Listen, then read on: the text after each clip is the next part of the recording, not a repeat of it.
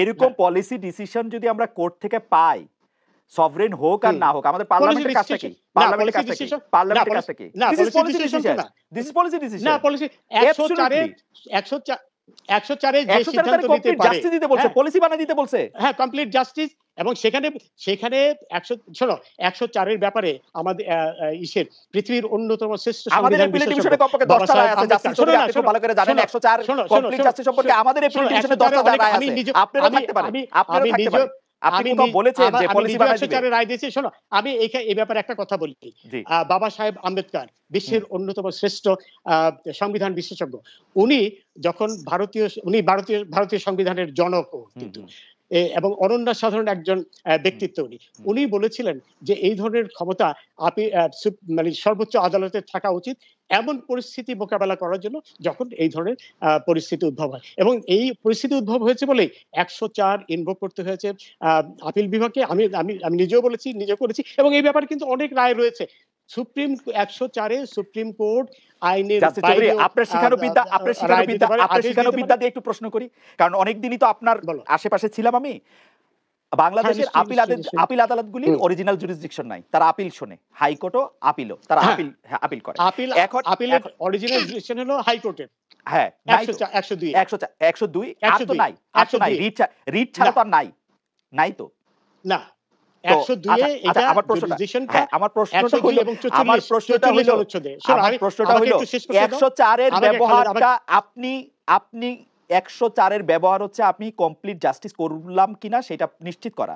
কিন্তু আপনি বলতেছেন যে উদ্ভূত পরিস্থিতি, আপনি বাবা সাহেব আম্বেদকরকেও আপনি উদ্ধৃত করলেন, উদ্ভূত পরিস্থিতি মানে কি এখন সরকার নাই না পার্লামেন্ট নাই?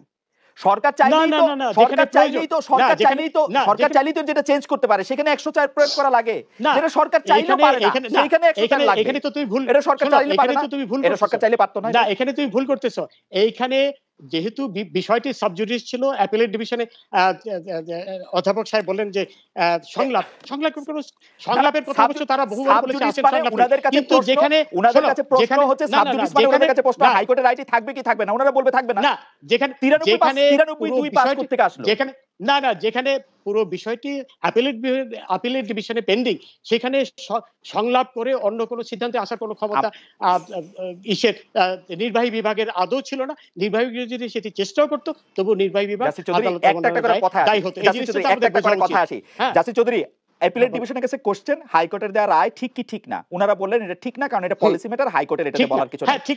ঠিক না। এরপরে 104 তারপর 93 পাস করতে আসলো, এইভাবে হতে হবে কেন?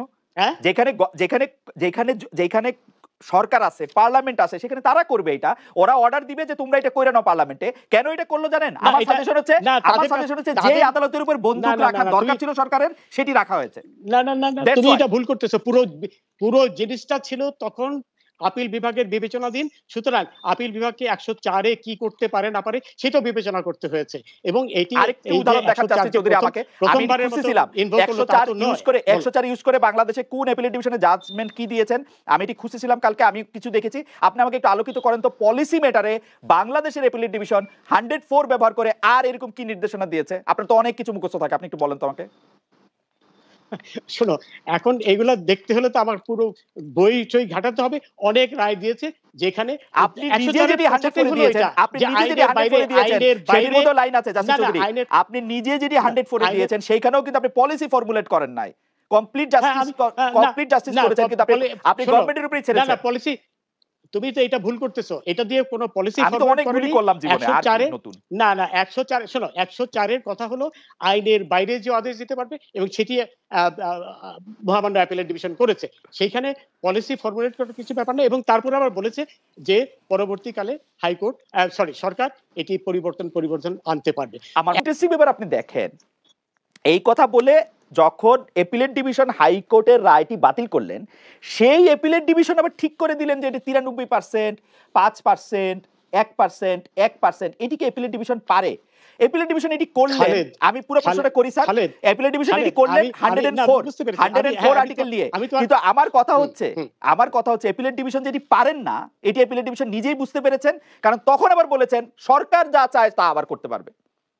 তার মানে যে এইখানে পুরোটাই শোনো, তোমার তো জি, আমি তোমার প্রশ্ন পেয়েছি, আমি জবাব দিই। জি জাস্টিস চৌধুরী বলেন। তোমার তো ১০৪ এর যে ক্ষমতা সংবিধানের ১০৪ অনুচ্ছেদে যে ক্ষমতা সুপ্রিম কোর্টে দিয়েছে সেটি তোমার অজানা থাকার কথা না। কমপ্লিট জাস্টিস, কমপ্লিট জাস্টিসে সুপ্রিম কোর্ট এটি একান্তই অ্যাপেলেট ডিভিশনের ক্ষমতা। অ্যাপেলেট ডিভিশনের আইনের বাইরে যেও অনেক কিছু নির্দেশনা প্রদান করতে পারে এবং আমাদের সংবিধানের ১১২ অনুচ্ছেদ অনুযায়ী আমাদের দেশের সকল কর্তৃপক্ষ সবাই সেই সুপ্রিম অ্যাপেলেট ডিভিশন কেন সুপ্রিম কোর্টের আদেশ নির্দেশ মানতে বাধ্য বটে। সুতরাং এই ১০৪ অনুচ্ছেদই তো ইনভোক করেছে অ্যাপেলেট ডিভিশন।